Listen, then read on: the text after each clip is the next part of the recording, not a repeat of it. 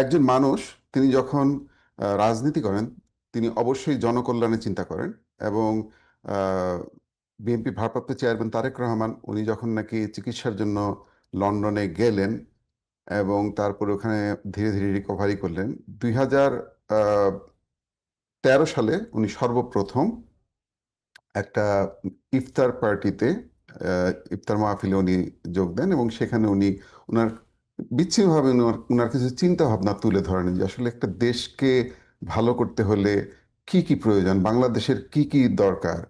উনি ওই সময় যেটা বলেছিলেন সেটা হচ্ছে যে উনি এই ওনার যে দীর্ঘ অসুস্থতার সময়, এই সময়টা উনি চিন্তা করার সময় পেয়েছেন, দেশ নিয়ে ভাবার সময় পেয়েছেন এবং দেশের সমস্যাগুলো নিয়ে চিন্তা করার সময় পেয়েছেন। উনি তখন কিছু খাত উল্লেখ করে দিলেন, শিক্ষা খাতে কি কি করা উচিত, আমাদের শিল্প, আমাদের কৃষি, আমাদের স্বাস্থ্য, কারণ উনি ওখানে স্বাস্থ্য সেবা পেয়েছিলেন, যে হুম। এখানে কি কি কাজ আমাদের করা প্রয়োজন। ওনার যেগুলো মনে হয়েছে একটা রাফ আইডিয়া উনি দিলেন। পরবর্তীতে 2014 সালে আরও একটা ইফতার মাহফিলে উনি অট্রিয়ামে ওখানে উনি সেম এই ধরনের কিছু কথা বললেন, বাট এটা ছিল আরো অনেক কনসলিডেটেড, আরো অনেক আগের চেয়ে আরো বেশি গোছানো। এটা করার সময় উনি বিভিন্ন সংশ্লিষ্ট সেক্টরের যারা বিশেষজ্ঞ আছেন, উনি যাদেরকে মনে করেন ওনাদের কাছ থেকে তথ্য নেওয়া দরকার নিয়েছেন। এরপর ধীরে ধীরে ওনার এই চিন্তাগুলোকে উনি আরো এনরিচ করেছেন হুম। এবং আমি ওনার সাথে কাজ করার সময় আমি যেটা বুঝেছি উনি খুব সিরিয়াস, যেটা নিয়ে কাজ করতে চান, যেটার উপর পলিসি তৈরি করতে চান, সেটা উনি খুব প্রথম কথা হচ্ছে যে কিছু মানুষকে তো অ্যাপয়েন্ট করেন যে এই লোকগুলি এই কাজগুলো করবে, কিন্তু তারপর উনি আবার নিজে এটাকে যাচাই করেন, উনি আবার এটাকে পড়ালেখা করেন এটার উপরে। যেমন হুম। আমার সেক্টরের কথা আমি বলতে পারি, আইটি সেক্টরের, আমি আইটি সম্পাদক, তো আইটি সেক্টরে আমাকে উনি বলেছেন কিছু কাজ করার জন্য, পলিসি তৈরি করার জন্য, এবং এটা নিয়ে সেভারাল টাইমস উনি মিটিং করেছেন, এই যে যারা নাকি বিশেষজ্ঞ যাদের দিয়ে এই প্ল্যানগুলো করা। এর এটা এখন পর্যন্ত আসলাম তো। প্রথম দিকে যেটা হলো 22 সালে উনি প্রথম একটা 27 দফার একটা চিন্তা করলেন যে আসলে বিএনপি এসে কি কাজ করবে।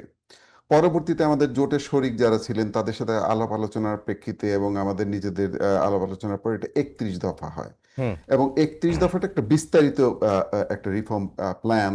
এবং তারপরে এরপরে কিন্তু এটা এখান থেকে বড় মানে যে জনগণের জন্য যে অংশগুলো জনগণের কাছে নিয়ে যাব নির্বাচন উপলক্ষে, সেইগুলোকে আমরা কনসলিডেট করে আলাদা করেছি, সেগুলোকে আমরা বিস্তারিতভাবে মানুষকে বুঝিয়ে ধরে তুলে ধরার চেষ্টা করি। সো উনি এই দীর্ঘ সময়ে আমাদেরকে কখনো অলস বসে থাকতে দেন নাই, আচ্ছা। আমাদেরকে সবসময় কাজের মধ্যে রাখতে, আমরা যেন হতাশ হয়ে না যাই। এবং সেই কাজটা ছিল হচ্ছে, যদি যদি কখনো এই স্বৈরাচারের পতন হয়, যদি কখনো একটা গণতান্ত্রিক সরকার আসে, ইনশাল্লাহ আমরা যদি সরকার পরিচালনার সুযোগ পাই, জনগণ যদি আমাদেরকে সরকার পরিচালনার দায়িত্ব দেয়, আমরা যেন অপ্রস্তুত অবস্থায় না থাকি, আমরা যেন পুরোপুরি রেডি অবস্থায় থাকি দেশে কাজ করার জন্য। সো বিএনপির কাছে এই মুহূর্তে প্ল্যান রেডি আছে যে বিএনপি 180 দিনে কি করবে, 1 বছরে কি করবে, হুম। 5 বছরে কি করবে, এবং যদি দ্বিতীয় মেয়াদে ক্ষমতা মানে জনগণ বিএনপির হাতে দেয় রাষ্ট্র চালানোর, তাহলে